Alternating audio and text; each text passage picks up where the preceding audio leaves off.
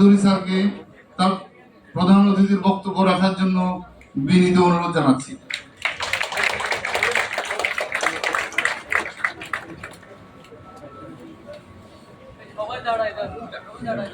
ভাই একটু সামনে সরেন ভাই, ক্যামেরা আছে না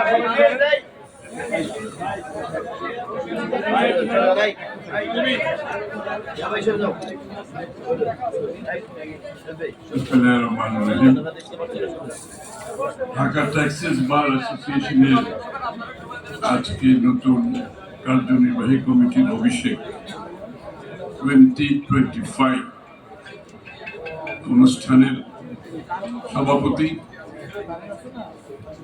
অনুষ্ঠানের বিশেষ অতিথি বিএনপির ভাইস চেয়ারম্যান জনাব আহমেদ আজম খান সাহেব, উপস্থিত ঢাকা বার ট্যাক্সিস অ্যাসোসিয়েশন এবং কেন্দ্রীয়ভাবে নেতৃবৃন্দ এখানে উপস্থিত আছেন, আমার সামনে বারের সদস্যবৃন্দ, সুধীমণ্ডলী, আসসালামু আলাইকুম। প্রথমে আমি কৃতজ্ঞতা প্রকাশ করছি আজকে আমাকে আমন্ত্রণ জানানোর জন্য। আজকে আপনারা যারা অভিষিক্ত হয়েছে, এই যে নির্বাচনের আনন্দ, নির্বাচিত হওয়ার আনন্দ, নির্বাচিত প্রতিনিধি হওয়ার আনন্দ, সেটা আমরা সবাই আজকে অনুভব করছি। এটা হচ্ছে গণতন্ত্রের মূল মন্ত্র। গণতন্ত্রের বাহক হচ্ছে নির্বাচন। যেই প্রতিষ্ঠানে, যেই দেশে নির্বাচন অনুপস্থিত, সেই প্রতিনিধিত্বের কোনো দায়বদ্ধতা, জবাবদিহিতা, সম্মান থাকে না।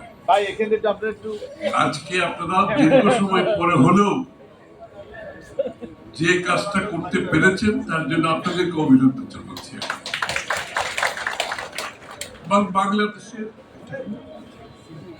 বাংলাদেশের প্রতিটি প্রতিষ্ঠানে যাতে এই ধরনের নির্বাচন,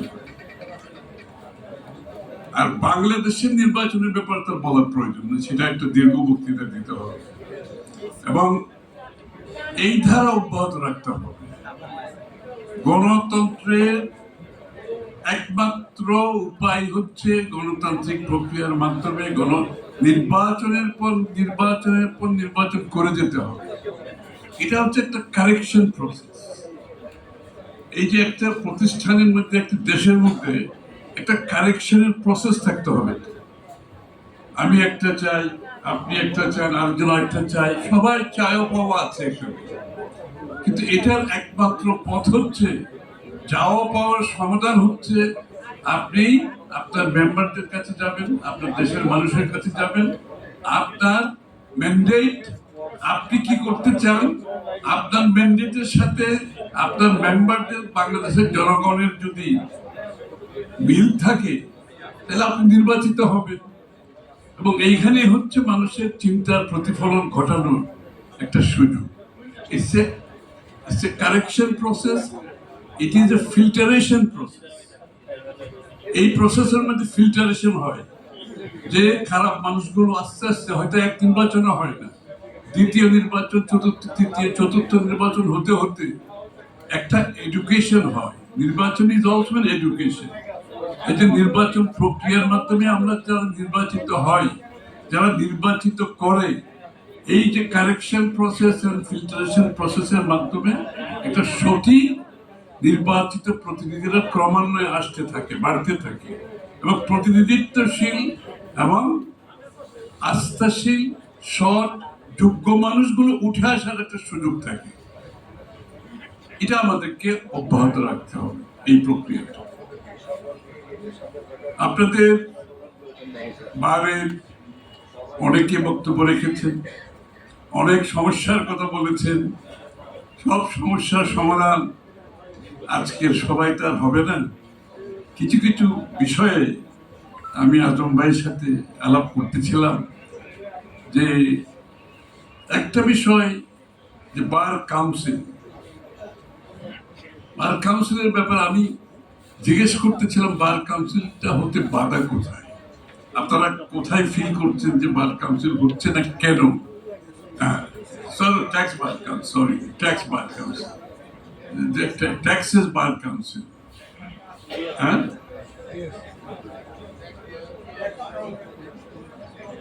আপনারা বার দেখছেন তো? আমি তো তাই বললাম যে এটা তো বার না, tax lawyers council, right? Not like bar council, like ওই লয়ার মতো না। এই প্রশ্নটা কিন্তু আমি তুলেছিলাম আলোচনায়। আমি যে আপনাদের তো বার নাই, আপনারা বারটা পেলেন কোথায়? এটা তো আমি তো মনে করি বারটা বোধহয় এখানে অ্যাপ্রোপ্রিয়েট না। আমি ঠিক আছে, আমার ওই প্রশ্নটা আমি একটু আগে আলোচনা করছিলাম। Taxes lawyer council, lawyers council, ঠিক আছে, ওকে।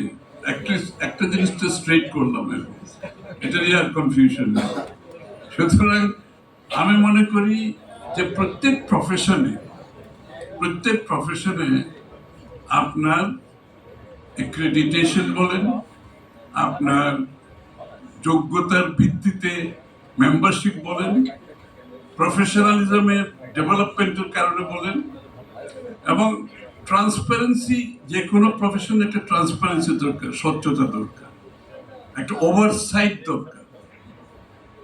সবকিছুর জন্য একটা বডি থাকা উচিত।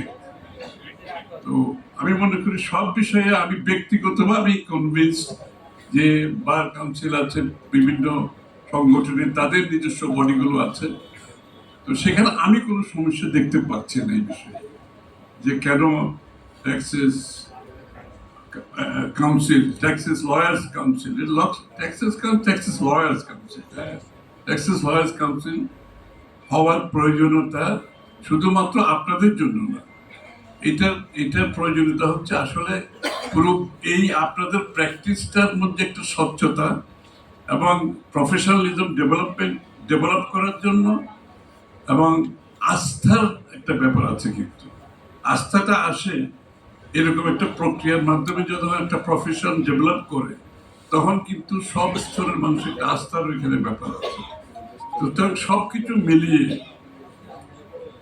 আর এটার গুরুত্ব কিন্তু আরো অনেক বেশি। কারণ আমি আলাপ করতেছিলাম, বাংলাদেশ দেশটি চলে আয়ের টাকা দিয়ে। ট্যাক্সের উৎস, তার আয়ের উৎসটা হচ্ছে ট্যাক্সেশন। ওইটা বলে দেয়ার ইজ এ ট্যাক্সেশন এমন একটা জিনিস, বলে নো ট্যাক্সেশন নো ভোট।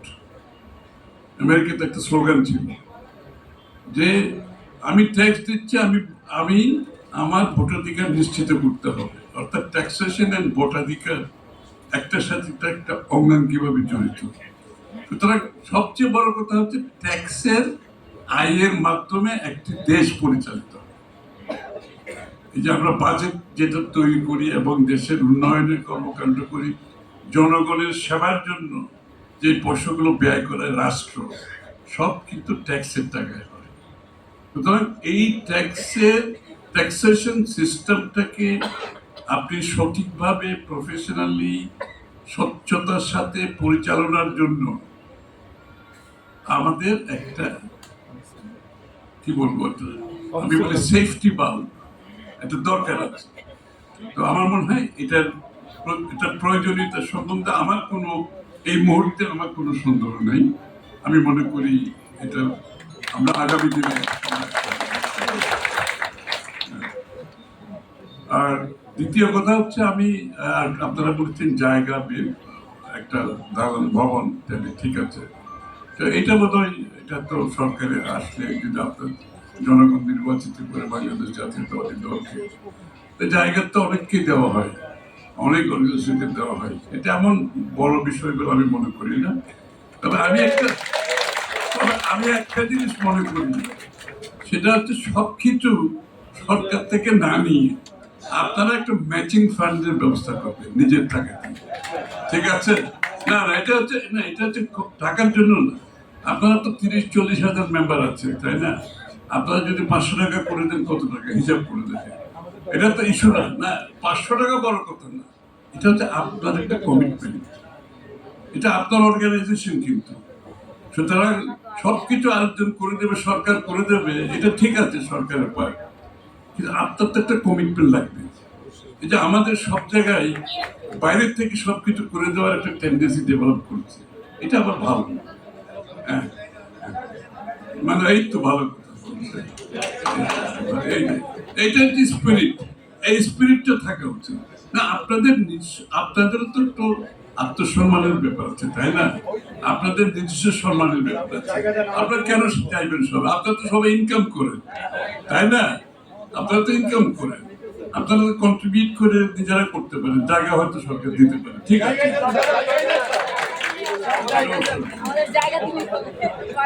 আমি কিন্তু আপনাদের কাছে একটা জিনিস চাইবো, সেটা হচ্ছে বাংলাদেশ হচ্ছে এশিয়া প্যাসিফিকের মধ্যে সবচেয়ে নিম্নতম ট্যাক্স জিডিপি রেশিও বাংলাদেশ।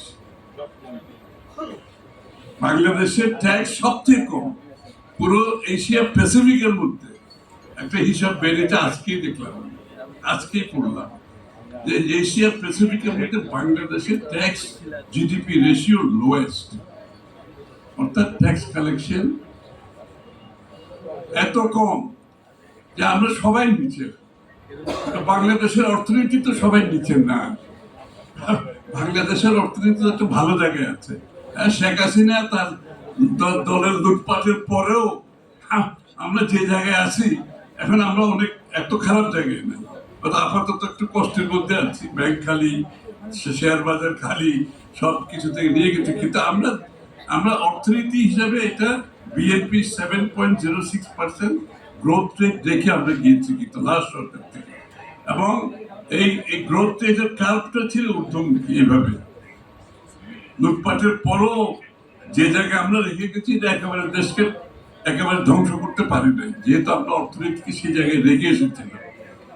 এবং আমরা রিকভার করতে পারবো তারেক রহমান সাহেবের নেতৃত্বে। আগামী দিনে এটা আমাদের রিকভার করতে পারবো কম সময়ের মধ্যে, ইনশাআল্লাহ পারবো। এই জন্য আমি বলছি, এইটাকে যদি বাড়াতে না পারি, ট্যাক্স জিডিপি রেশিও যদি বাড়াতে না পারি, তারেক রহমান সাহেব বিএনপির যে বাংলাদেশের আগামী দিনের বড় ধরনের উন্নয়ন, যে বড় ধরনের উন্নয়নের যে একটা আকাঙ্ক্ষা, যেটা বাংলাদেশের জনগণও বিএনপির থেকে আশা করে আগামী দিনে, তাহলে তো আমার যদি ট্যাক্স প্রপারলি যদি আমরা রেজ করতে না পারি, আয় করতে না পারি, তাহলে আমাদের সেই আকাঙ্ক্ষা পূরণ করা কঠিন হয়ে যাবে। আমি তাই আপনাদেরকে অনুরোধ করতে চাই, আপনাদের ট্যাক্স লয়ারদের একটা ভূমিকা এই জায়গায় রাখতে হবে। একটা নতুন বাংলাদেশ যদি করতে হয়, আগের মতো চিন্তা করলে হবে না, আমাদের নতুন চিন্তাধারা করতে হবে। আমি একটা জিনিস প্রত্যেকদিন আমার বক্তৃতা এটা রিপিট করি, শেখ হাসিনা পলায়ন করে যাওয়ার পরে, শেখ হাসিনা পালানোর পরে বাংলাদেশের মানুষের মনোজগতে যে বিশাল পরিবর্তন এসেছে, এইটা যারা ধারণ করতে পারবে না, যে রাজনৈতিক দল ধারণ করতে পারবে না, যে রাজনৈতিক ব্যক্তিত্ব ধারণ করতে পারবে না, সেই রাজনৈতিক দলের কোনো ভবিষ্যৎ বাংলাদেশে নাই।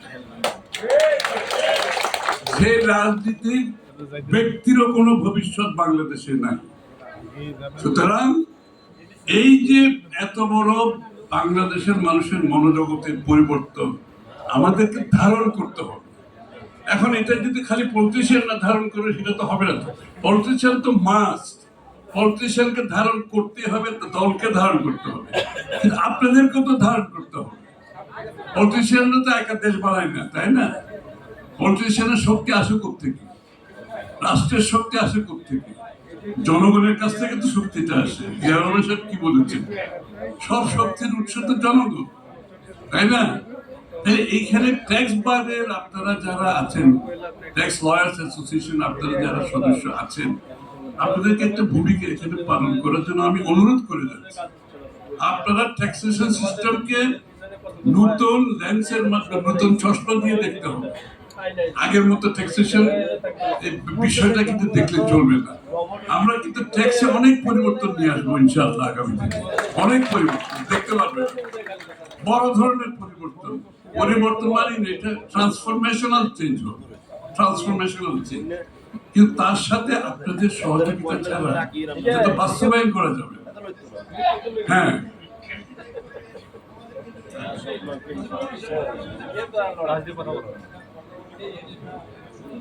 আপনাদের সহযোগিতা এই জায়গায় দরকার যে আমাদের যে জনগণের ট্যাক্স না দেওয়ার যে একটা টেন্ডেন্সি, এইখান থেকে জনগণকে আপনাদের ক্লায়েন্টদেরকে উদ্বুদ্ধ করবেন। ট্যাক্সের নিয়ম আছে আমি জানি, অ্যাভয়েড করা, ট্যাক্স আইনের মধ্যে থেকে অ্যাভয়েড করা, এটা হচ্ছে আপনাদের দায়িত্ব। আপনার ক্লায়েন্টের পক্ষে যেটা আপনি করবেন, আইনের মধ্যে থেকে ট্যাক্স অ্যাভয়েড যত করা যায়, জিরো করলে জিরো করতে পারবেন, সেটা আপনার প্রফেশনাল দায়িত্ব। কিন্তু ইভেট করা, ট্যাক্স না দেওয়া, এটা কিন্তু এইটাকে করা যাবে, উৎসাহিত করা যাবে। এই জায়গাটা আপনাদের একটা ভূমিকা আছে। আমি মনে করি দেশপ্রেমিক নাগরিক হিসাবে নতুন ধারায়, নতুন চিন্তায়, নতুন ভাবনায় প্রফেশনালদেরকে কাজ করতে হবে। এটা আপনাদের পক্ষে যেভাবে প্রযোজ্য, আমি সরকারি কর্মকর্তা, ট্যাক্সেশনের যারা কর্মকর্তা আছে তাদের বেলায় ইকুয়ালি প্রযোজ্য। এবং তাদেরও সেই পরিবর্তন যদি আনতে না পারে, আগামী দিনের সরকারের সাথে তাদের কাজ করা কঠিন হবে। বিএনপি সরকারের সাথে যারাই পারবে না, সেটা ট্যাক্সেশন ডিপার্টমেন্টে যারাই হোক, তাদেরকে সেই নতুন চিন্তার সাথে চলতে হবে। এবং আমরা এই ব্যাপারে কোনো ধরনের ছাড় দিতে পারবো না। বাংলাদেশের জনগণের স্বার্থে ছাড় দেওয়া যাবে না। এই জায়গাটাই আমি আপনাদেরকে অনুরোধ করব, এই ট্যাক্সেশন সিস্টেমকে, অ্যাপ্রোচটাকে নতুনভাবে আপনাদেরকে দেখতে হবে আগামী দিনে এই জায়গাটা। এবং দেখবেন যে আপনাদের জন্য ভালো হবে। আপনি দেখবেন দেশের যখন উন্নয়ন হবে, দেশে যখন বিনিয়োগ বাড়তে থাকবে, আপনার প্রফেশনে কিন্তু আপনার আয়ু বাড়তে থাকবে।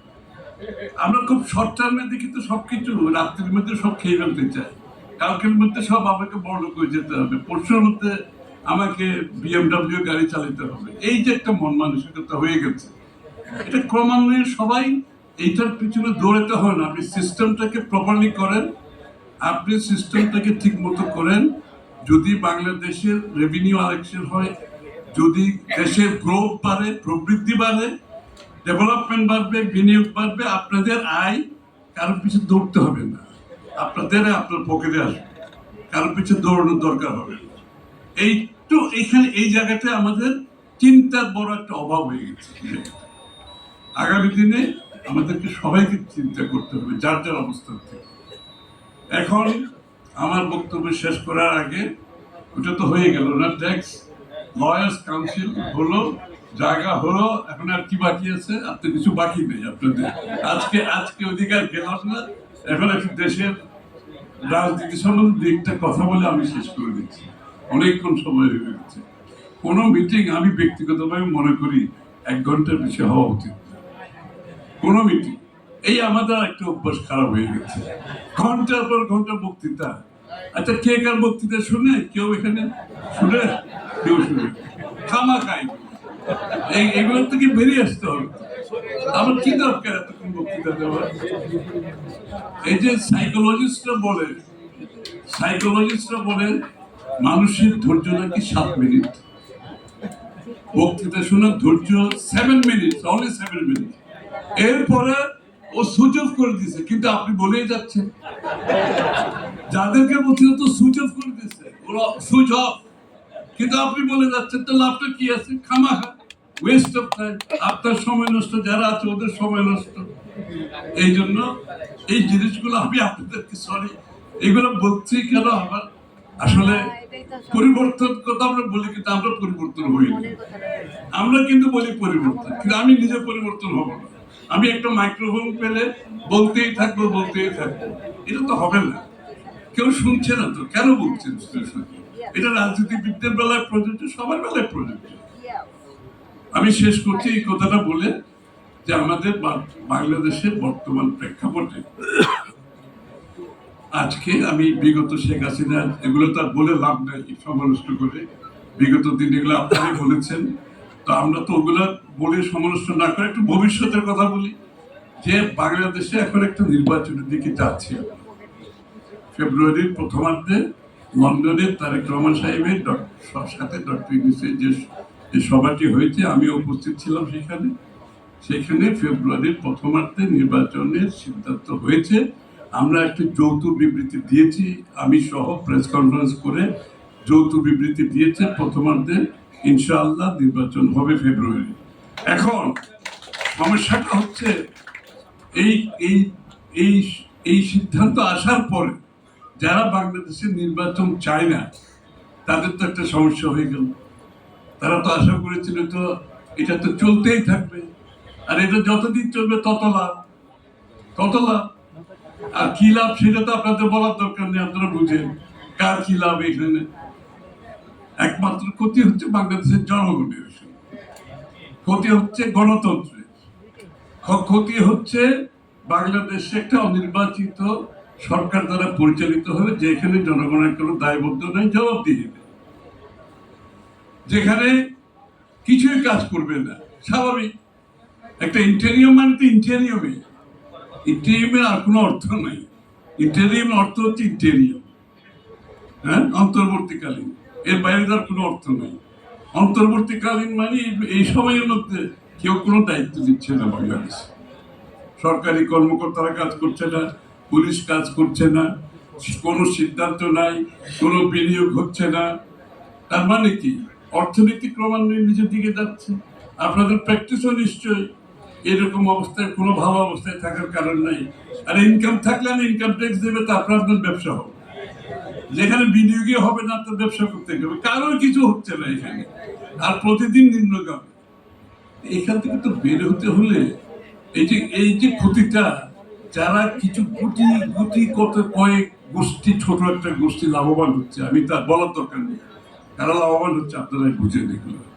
তো তাদের জন্য কি একটা দেশ ধ্বংস হতে পারে এইভাবে?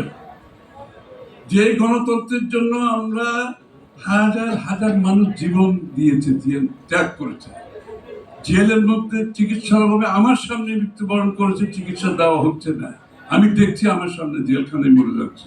ঠিক আছে, আমরা উচ্চতর চিকিৎসার জন্য আবেদন করে, আমি ফখরুল ভাই, আমাদেরকে পর্যন্ত উচ্চতর চিকিৎসা থেকে বঞ্চিত করা হয়েছে।